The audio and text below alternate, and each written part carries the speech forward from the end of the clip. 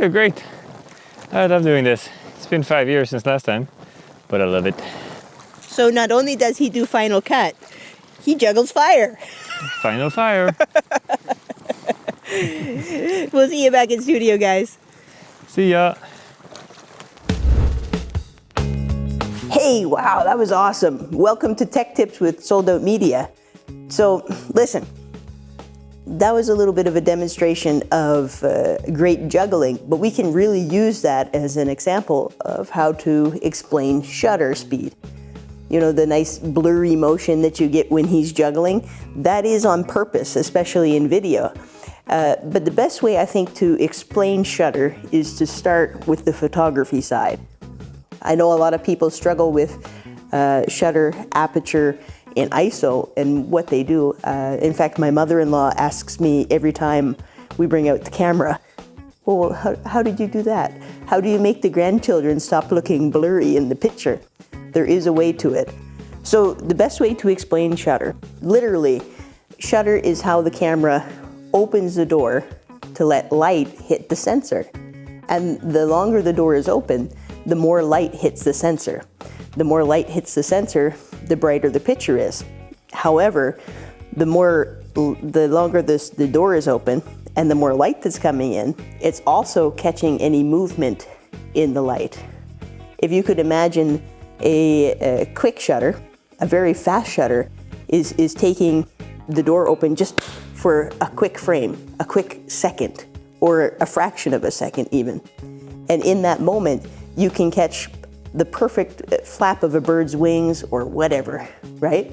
But if you have the shutter open for longer, you're going to see that blur going across the frame of your picture because it's not a fast exposure to the sensor, but a long exposure. So any movement is going to blur across the picture. So I have some pictures of Jake juggling here. He's practicing with some LED poise, 1/5 of a second, and an ISO of 100 with an f-stop of 2.8.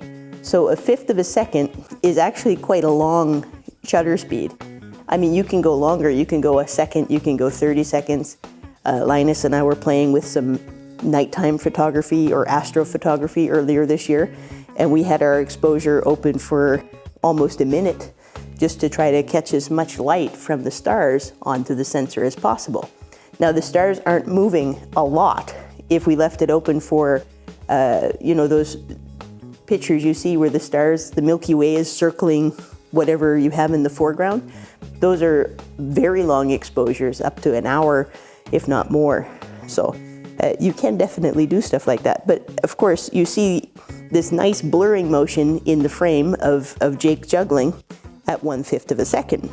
But just a moment later, I took the same picture.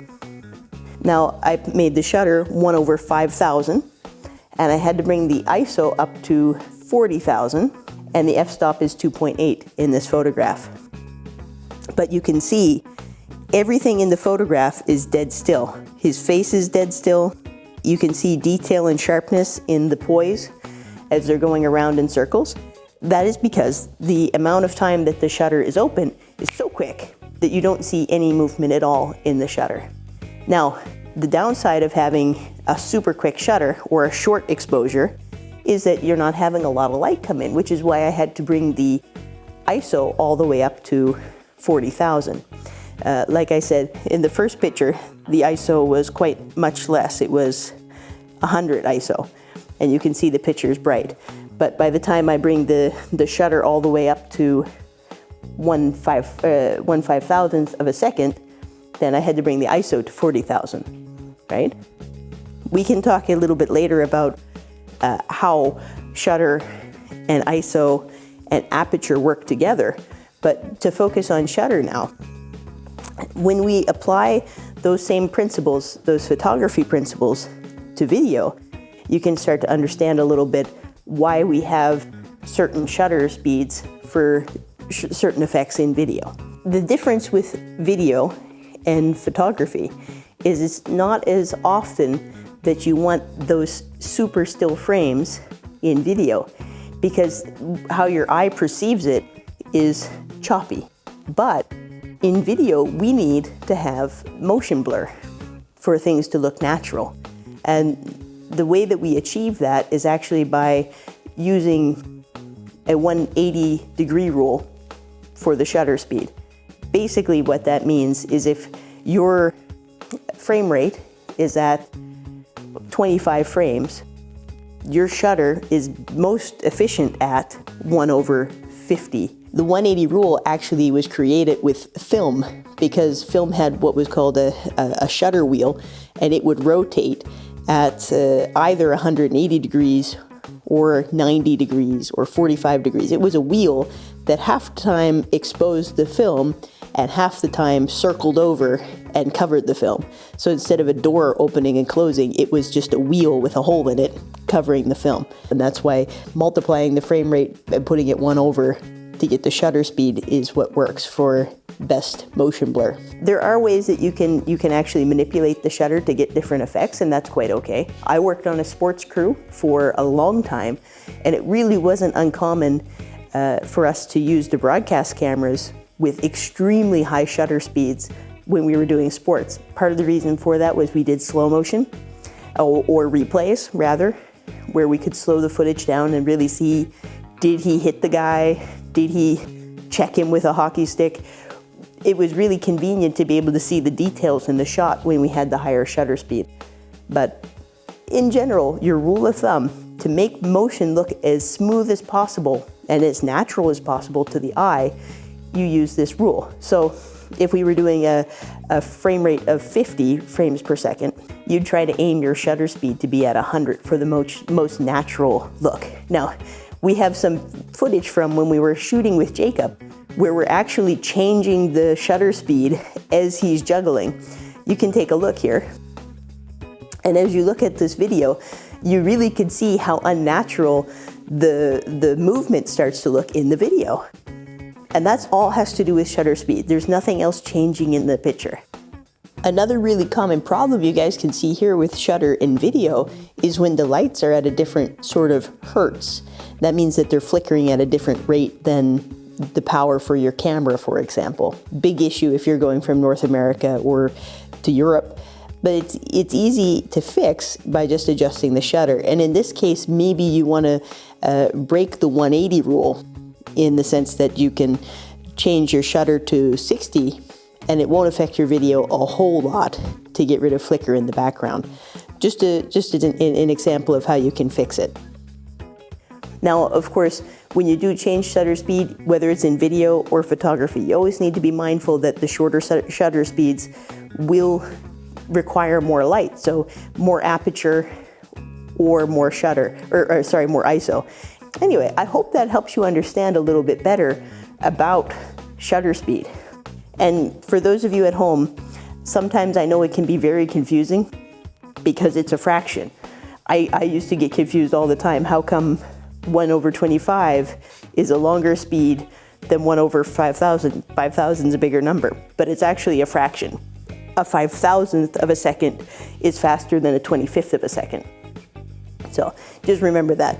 I'm just saying that because that's something I always struggled with when I started with photography. I really hope that helps. We're going to throw it over to Linus and Jacob, and thanks for watching. So, yep. Jake, where did you learn to demonstrate shutter like that, huh? That's pretty good. Oh, you know. Yeah. You know your skills. There. Right? I'm going to leave it a little bit to Jake and Linus, and they're going to talk a little bit about Jake's many talents. Yeah, so Jake, there's more to you than just editing and fire, right? You also juggle a lot. I do. Yeah, I know we have some juggle balls here, and I want to show the people. All right. What are these? Well, these are acrylic plastic balls, so they're hard. Cool. They'll hurt you, but they're nice. Black light, by the way. This is what I'm doing. Black light, yes. Ooh, fancy. My light assistant. Yeah. Anyways, so this is what you can learn to do when you're rendering, or you did it back in the 2.0 While days. waiting. Yeah. While waiting. So this is just juggly balls. So all you do is you throw them in the air and you don't let them fall. Fairly simple. Usually you take your ring off when you're doing that, right? Yeah, because it has a tendency of clanking cling, a bit. Cling, cling. Yeah. So how much? Oh my God, we captured that.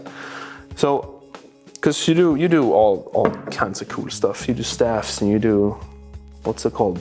It's called poi. It's New Zealand thing. Yeah. A chain with a thing in it. A chain with a thing in it. That's also fire. When did you start using fire? Fire I started in like way later than I started with juggling balls. I did balls and objects, and then I did staffs because it's easy and hard to hurt yourself with them. Once you start with chains and fire, then you have to know what you're doing. Yeah, I understand. Well, it's much more fun to do fire, but you have to be a lot more prepared. Yeah, it feels more impressive to do fire. Yes. How many do you do? Like, can you do 4 or 5? Or I can do 4 when I practice. 5 I haven't tried. you need to warm up first. A little bit of warm-up. Okay. Well, thank you for showing us. Oh, thank you. That's awesome. Don't forget to like and subscribe this video, and thank you for watching. Ow.